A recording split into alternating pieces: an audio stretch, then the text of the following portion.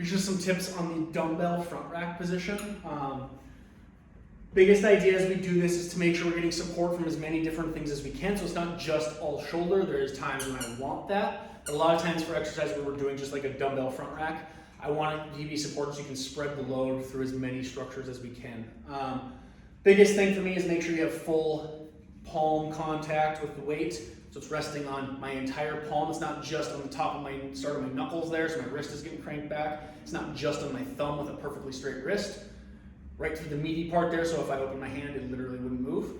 I want my elbow right underneath the dumbbell, just like this. So it's, now the dumbbell is being supported with all of this, not just my wrist and my shoulder. Elbow's directly underneath, and I'm gonna again rest this inside part of my arm right against the inner part of my ribs here. This head of the dumbbell is just gently touching my shoulder. So now I have support from a few different areas. Whole palm is contacting the dumbbell. This is sending force right through here, which is against my ribs. It gives it like a nice kickstand support there.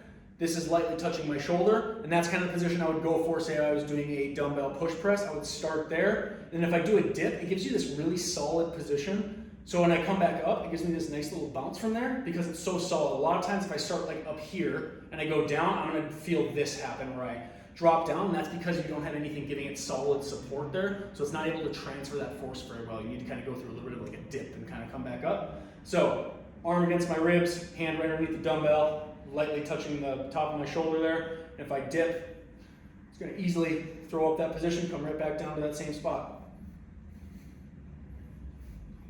If I was doing two dumbbells, no different.